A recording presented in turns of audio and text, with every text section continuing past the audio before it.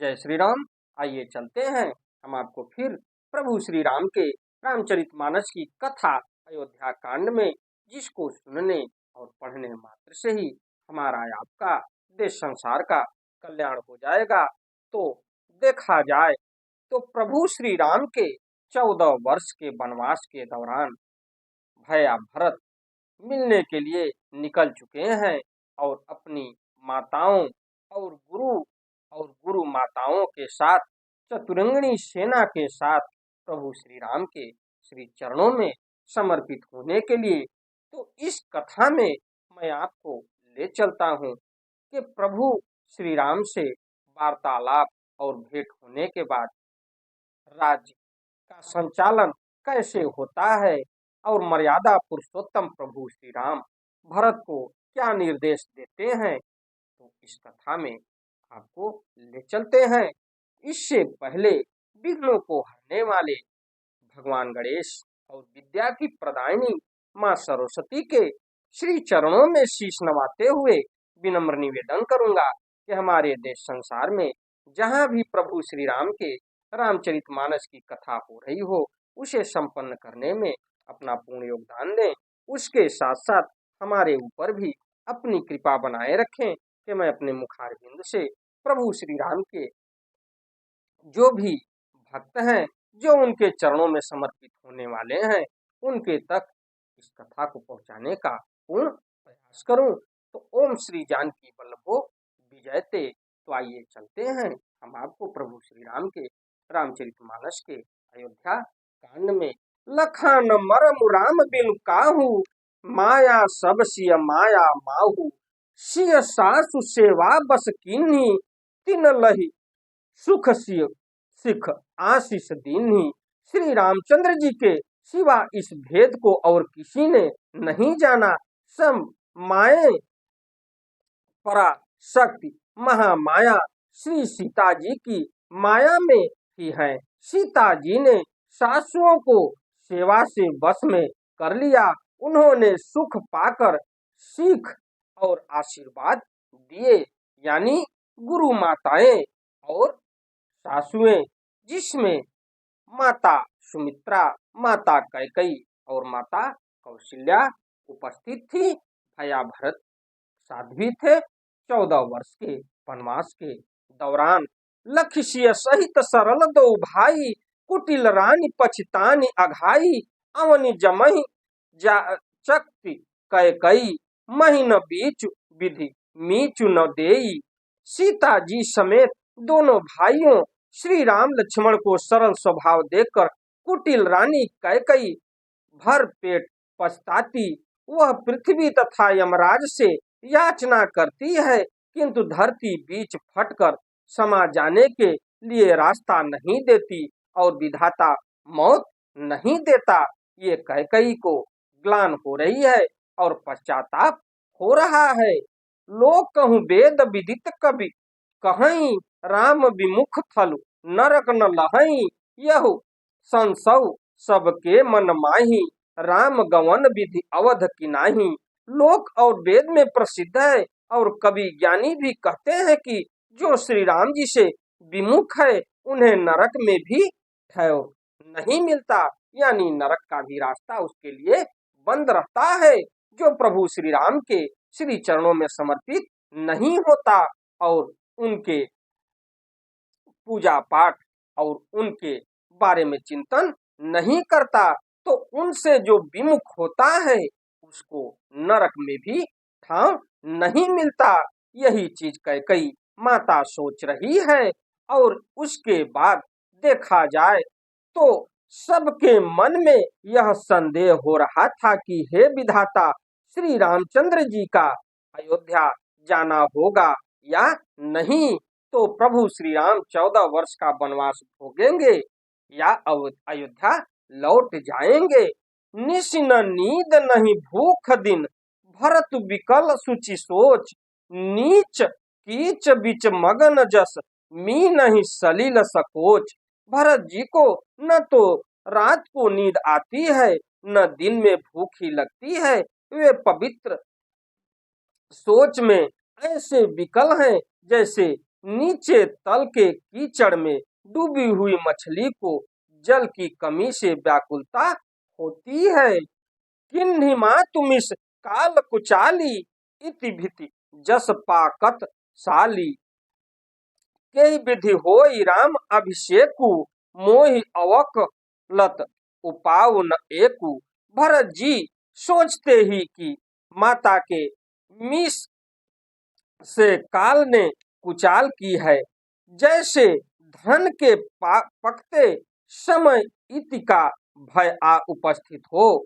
अब श्री रामचंद्र जी का राज्याभिषेक किस प्रकार हो, मुझे तो एक भी उपाय नहीं सूझ पड़ता है। ये भैया भरत सोच रहे हैं, न उनको रात को नींद आ रही है, न भूख लग रही है, न चैन है। तो ये रात दिन सोच रहे हैं कि इस उपाय को, मुझे तो एक भी उपाय नहीं सूझ पड़ता। अवश्य फिर ही गुरु आय सुमानी मुनि पुनि कहब राम रुचि जानी। मातु कहे बहु रही रघुराऊ राम जननी हठ कर बिकाऊ। गुरु जी की आज्ञा मानकर तो श्री राम जी अवश्य ही अयोध्या को लौट चलेंगे, परंतु मुनि वशिष्ठ जी तो श्री रामचंद्र जी की रुचि जानकर ही कुछ कहेंगे, अर्थात वे श्री राम जी की रुचि देखे बिना जाने को नहीं कहेंगे। माता कौशल्या जी के कहने से भी श्री रघुनाथ जी लौट सकते हैं, पर भला श्री राम जी को जन्म देने वाली माता क्या कभी हट करेगी, ये सोच रहे हैं भैया भरत कि हो सकता है कि प्रभु गुरु जी की बात मान लें, यानी गुरु वशिष्ठ, या हो सकता है माता कौशल्या की बात मान लें। मोहि अनुचर कर केतिक बाता तेहि मह कुसमौ बाम विधाता।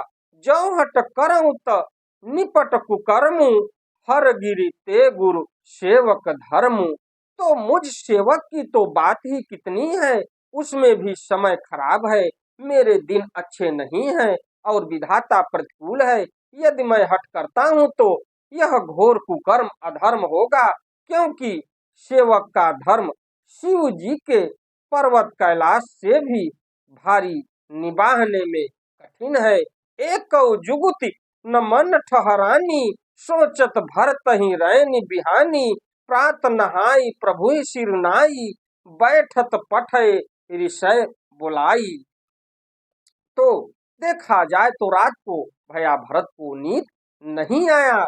उसके बाद रैन बसेरा यानी सवेरा हो गया, तो रैनी बिहानी होने के बाद यानी जब सवेरा हुआ तो स्नान ध्यान करने के बाद प्रभु के श्री चरणों में भैया भरत जाके बैठे और गुरु जी को बुलावा भेजा गया।